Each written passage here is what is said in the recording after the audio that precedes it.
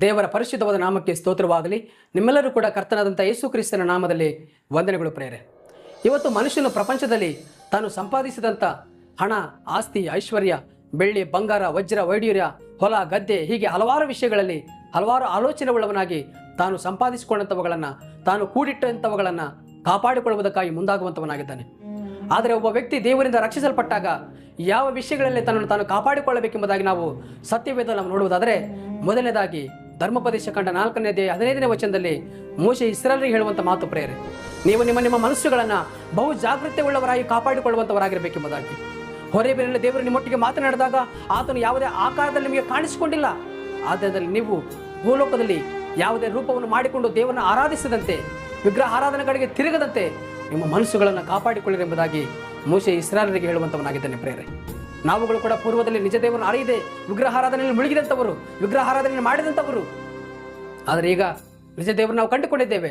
ಆತ್ಮ ಸ್ವರೂಪನಾಗಿರುವಾಗ ನಾವು ದೇವರನ್ನು ಆರಾಧಿಸ್ತಿರುವಾಗ ಪುನಃ ನಾವುಗಳು ನಮ್ಮ ಮನಸ್ಸುಗಳು ಹಿಂತಿರುಗಿ ವಿಗ್ರಹ ಆರಾಧನೆ ಕಡೆಗೆ ಮರಳದಂತೆ, ವಿಗ್ರಹ ಆರಾಧನೆ ಕಡೆಗೆ ತಿರುಗದಂತೆ ಬಹು ಜಾಗೃತವುಳ್ಳವರಾಗಿ ನಮ್ಮ ಮನಸ್ಸುಗಳನ್ನು ನಾವು ಕಾಪಾಡಿಕೊಳ್ಳುವಂಥವರಾಗಿರಬೇಕು. ಎರಡನೇದಾಗಿ ನಾವು ನೋಡುವುದಾದರೆ ಜ್ಞಾನೋಕ್ತಿಗಳು 4ನೇ ಅಧ್ಯಾಯ 23ನೇ ವಚನದಲ್ಲಿ ಸೊಲೊಮೋನ ಹೇಳುವಂಥ ಮಾತು, ನಿನ್ನ ಹೃದಯವನ್ನು ಬಹು ಜಾಗೃತಿಯಿಂದ ಕಾಪಾಡಬೇಕು ಎಂಬುದಾಗಿ ಹೇಳುವಂಥವನಾಗಿದ್ದಾನೆ ಪ್ರೇರೆ. ಹೃದಯ ಎಲ್ಲವುದಕ್ಕಿಂತ ಮೋಸಕರ, ಅದು ಗುಣವಾಗದ ರೋಗಕ್ಕೆ ಒಳಪಟ್ಟಿದೆ ಎಂಬುದಾಗಿ ಯೆರೆಮೀಯನ ಪ್ರವಾದನ ಪುಸ್ತಕದಲ್ಲಿ ನಾವು ನೋಡುವಂಥವರಾಗಿದ್ದೇವೆ. ಮನುಷ್ಯನ ಹೃದಯದೊಳಗಿಂದ ಹೊರಡುವಂಥ ಅನೇಕವಾದಂಥ ವಿಷಯಗಳು. ಇದಕ್ಕೆ ನಾವು ನೋಡುವುದಾದರೆ ಮಾರ್ಕನ ಬರೆದ ಸುವಾರ್ತೆ 7ನೇ ಅಧ್ಯಾಯ 21ನೇ ವಚನದಲ್ಲಿ ಮನುಷ್ಯನ ಹೃದಯದೊಳಗಿಂದ ಹೊರಡುವಂಥ ಅನೇಕ ವಿಷಯಗಳು ನಾವು ನೋಡ್ತೇವೆ ಪ್ರೇರೆ. ಸೂಳೆಗಾರಿಕೆ, ಬಂಡುತನ, ದ್ರವ್ಯಾಶಯ, ಹಾದರ, ಬುದ್ಧಿಗೆಡಿತನ, ಮೋಸ, ಕಪಟತನ, ಹೀಗೆ ಹಲವಾರು ಕೆಟ್ಟ ಆಲೋಚನೆಗಳು ಮನುಷ್ಯನನ್ನ ಹೊಲೆ ಮಾಡುವಂಥದ್ದಾಗಿದೆ. ನಿನ್ನ ಹೃದಯದಲ್ಲಿ ಮಾಡುವಂಥ ಆಲೋಚನೆಗಳೇ ನಿನ್ನ ಜೀವಿತವನ್ನು ಪ್ರತಿಬಿಂಬಿಸುವಂಥದ್ದಾಗಿದೆ, ನಿನ್ನ ಜೀವಿತವನ್ನು ತೀರ್ಮಾನಿಸುವಂಥದ್ದಾಗಿದೆ ಎಂಬುದಾಗಿ ನೀನು ಮರೆಯಬಾರದು ಪ್ರಿಯ ಆತ್ಮೀಯ ಸ್ನೇಹಿತನೇ. ಅದು ಒಂದು ವೇಳೆ ನಿನ್ನ ಹೃದಯದಲ್ಲಿ ಮಾಡುವಂಥ ಒಳ್ಳೆಯ ಆಲೋಚನೆಗಳು ನಿನ್ನ ಜೀವಿತವನ್ನು ಉತ್ತಮ ಸ್ಥಿತಿಗೆ ನಡೆಸುವಂಥದ್ದಾಗಿದೆ, ಉತ್ತಮ ಸ್ಥಿತಿಯಲ್ಲಿ ನಿಲ್ಲಿಸುವಂಥದ್ದಾಗಿದೆ.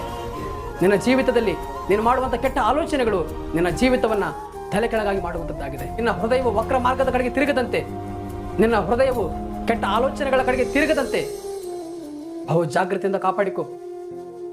ಯಾವ ವಿಷಯದಲ್ಲಿ ತಪ್ಪಿ ಹೋಗಿದೆಯೋ, ಯಾವ ವಿಷಯದಲ್ಲಿ ನಿನ್ನ ಹೃದಯವು ವಂಚನೆಗೆ ಒಳಗಾಗಿದೆಯೋ ಒಂದು ಸಾರಿ ನೀನು ಪರೀಕ್ಷಿಸಿಕೋ. ದೇವರ ವಾಕ್ಯದಿಂದ ನಿನ್ನ ಹೃದಯವನ್ನು ಶುದ್ಧಿಪಡಿಸಿಕೊ. ಮೂರನೇದಾಗಿ ನಾವು ನೋಡುವುದಾದರೆ ಯಾಕೋಬನ ಬರೆದ ಪತ್ರಿಕೆ 1ನೇ ಅಧ್ಯಾಯ 27ನೇ ವಚನದಲ್ಲಿ ಪ್ರಿಯರೇ, ಪ್ರಪಂಚ ದೋಷವು ಹತ್ತದಂತೆ ಕಾಪಾಡಿಕೊಳ್ಳಿರಿ ಎಂಬುದಾಗಿ ನಾವು ನೋಡುವಂಥವರಾಗಿದ್ದೇವೆ. ಪ್ರಪಂಚದಲ್ಲಿ ಏನಿದೆ? ಪ್ರಪಂಚದಲ್ಲಿ ಎಲ್ಲವೂ ಇದೆ, ಒಳ್ಳೆಯದಿದೆ, ಕೆಟ್ಟದಿದೆ.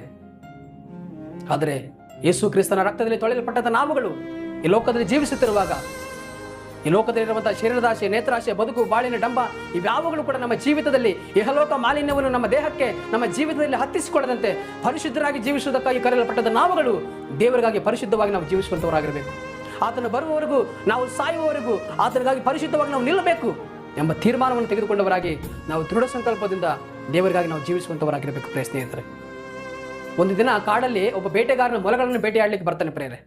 ಆದರೆ ಮೊಲಗಳು ನೆಲದ ಆಳದಲ್ಲಿ ಬಿಲುಗಳನ್ನು ಮಾಡಿಕೊಂಡು ವಾಸ ಮಾಡುವಂಥದ್ದಾಗಿರುತ್ತದೆ.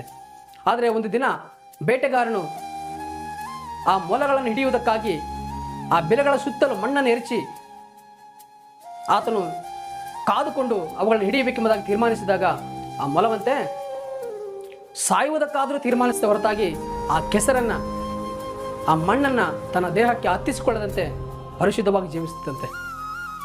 ನಾವುಗಳು ಕೂಡ ಸತ್ತರೂ ಪರವಾಗಿಲ್ಲ ಲೋಕದಲ್ಲಿ ದೇವರಿಗಾಗಿ ಪರಿಶುದ್ಧವಾಗಿ ಜೀವಿಸಬೇಕೆಂಬ ತೀರ್ಮಾನದಿಂದ, ಸಂಕಲ್ಪದಿಂದ ನಾವು ದೇವರಿಗಾಗಿ ಜೀವಿಸುವಂಥವರಾಗಿರಬೇಕು. ಯಾವುದಕ್ಕಾಗಿ ನಾವು ಜೀವಿಸ್ತಾ ಇದ್ದೇವೆ? ಈ ಲೋಕದ ಆಡಂಬರಗಳಲ್ಲಿ ಮುಳುಗಿ ಕ್ರೈಸ್ತನೆಂದು ಕರೆಯಲ್ಪಡುವಂಥ ನಾವುಗಳು ಈ ಲೋಕದ ಜನರಿಗಿಂತ ಅತೀತವಾಗಿ ನಾವೇ ಬಿದ್ದು ಹೋಗಿ, ಸೋತು ಹೋಗಿ ಲೋಕದ ಮಾಲಿನ್ಯವನ್ನು ಹತ್ತಿಸಿಕೊಂಡು ನಾವು ಜೀವಿಸುವುದಾದರೆ ನಮ್ಮನ್ನು ನೋಡಿ ಯಾರು ಬರ್ತಾರೆ ದೇವರ ಮಾರ್ಗದಲ್ಲಿ? ನಮ್ಮ ನೋಡಿ ಯಾರು ಬರ್ತಾರೆ ದೇವರನ್ನು ಆಶ್ರಯಿಸಿಕೊಳ್ಳುವುದಕ್ಕಾಗಿ? ನಾವು ಈ ಲೋಕಕ್ಕೆ ಮಾದರಿಯಾಗಿ ಇರುವುದಕ್ಕಾಗಿ ನಾವು ಕರೆಯಲ್ಪಟ್ಟಿದ್ದೇವೆ. ನಾವು ಈ ಲೋಕಕ್ಕೆ ಬೆಳಕಾಗಿ ಕರೆಯಲ್ಪಟ್ಟಿದ್ದೇವೆ. ದೋಷವು ಹತ್ತದಂತೆ, ಯಹಲೋಕ ಮಾಲಿನ್ಯವನ್ನು ಹತ್ತಿಸಿಕೊಳ್ಳದಂತೆ ನೀನು ಕಾಪಾಡಿಕೊ. ಒಂದು ವೇಳೆ ಯಾವುದೇ ಒಂದು ವಿಷಯದಲ್ಲಿ ನೀನು ಸೋತು ಹೋಗಿರ್ಬೋದು, ಯಾವುದೇ ಒಂದು ವಿಷಯದಲ್ಲಿ ನೀನು ಬಿದ್ದು ಹೋಗಿರೋದಾದರೂ, ಯಾವುದೇ ಒಂದು ವಿಷಯದಲ್ಲಿ ನೀನು ಬಿದ್ದು ಹೋಗಿರೋದಾದರೆ ಈಗಲೇ ಕ್ರಿಸ್ತನ ವಾಕ್ಯದಿಂದ ನಿನ್ನ ಜೀವಿತವನ್ನು ಶುದ್ಧಿಪಡಿಸಿಕೊ. ನಿನ್ನ ಜೀವಿತವನ್ನು ತೊಳೆದುಕೋ. ದೇವರು ನಿನ್ನನ್ನು ಕನಿಕರಿಸಿ ಕ್ಷಮಿಸುವಂತವನಾಗಿದ್ದಾನೆ. 4ನೇದಾಗಿ 2 ತಿಮೋಥೆಯನಿಗೆ ಬರೆದ ಪತ್ರಿಕೆ 4ನೇ ಅಧ್ಯಾಯ 7ನೇ ವಚನದಲ್ಲಿ ಪೌಲನು ಹೇಳುವಂಥ ಮಾತು, ಕ್ರಿಸ್ತ ನಂಬಿಕೆಯನ್ನು ಕಾಪಾಡಿಕೊಂಡಿದ್ದೇನೆ ಎಂಬುದಾಗಿ. ಈ ಮಾತನ್ನು ನಾವುಗಳು ಹೇಳಲಿಕ್ಕೆ ಧೈರ್ಯ ಉಂಟಾ? ಪೌಲನಿಗೆ ತನ್ನ ಮರಣದ ಕಾಲಗಳು ಸಮೀಪವಾಗುವಾಗ ಆತನು ಹೇಳುವಂಥ ಮಾತು ಪ್ರೇರೆ, ಶ್ರೇಷ್ಠ ಹೋರಾಟವನ್ನು ಹೋರಾಡಿದ್ದೇನೆ, ನನ್ನ ಓಟವನ್ನು ಕಡೆಗಾಣಿಸಿದ್ದೇನೆ, ಕ್ರಿಸ್ತ ನಂಬಿಕೆಯನ್ನು ಕಾಪಾಡಿಕೊಂಡಿದ್ದೇನೆ ಎಂಬುದಾಗಿ. ದೇವರು ನಿನ್ನ ನಂಬಿ ನಿನ್ನ ರಕ್ಷಿಸಿದಾಗ, ನಿನಗೆ ಆತನ ರಕ್ಷಣೆಯನ್ನು ಅನುಗ್ರಹಿಸಿದಾಗ ಆ ರಕ್ಷಣೆಯನ್ನು ಕಾಪಾಡಿಕೊಳ್ತಾ ಇದೆಯಾ? ದೇವರಲ್ಲಿಟ್ಟಂಥ ವಿಶ್ವಾಸವನ್ನು, ನಂಬಿಕೆಯನ್ನು ಕಾಪಾಡಿಕೊಳ್ತಾ ಇದೆಯಾ? ನಿನ್ನ ಜೀವಿತದಲ್ಲಿ ನಿನ್ನ ಮರಣದ ಕಾಲಗಳು ಸಮೀಪವಾಗುವ ತನಕ ಈ ಮಾತನ್ನು ಹೇಳಲಿಕ್ಕೆ ಧೈರ್ಯ ಉಂಟಾ ನಿನಗೆ? ಕ್ರಿಸ್ತನು ಬರುವ ತನಕ ನನ್ನ ಜೀವಿತದಲ್ಲಿ ಪ್ರತಿನಿತ್ಯವೂ ಕೂಡ ಹೋರಾಡುತ್ತಾ ನಾನು ಕ್ರಿಸ್ತನಲ್ಲಿ ನಂಬಿಕೆಯನ್ನು ಕಾಪಾಡಿಕೊಂಡಿದ್ದೇನೆ ಎಂಬ ಮಾತನ್ನು ಹೇಳಲಿಕ್ಕೆ ನಿನಗೆ ಧೈರ್ಯ ಉಂಟಾ ಪ್ರಿಯ ಆತ್ಮೀಯ ಸ್ನೇಹಿತನೇ?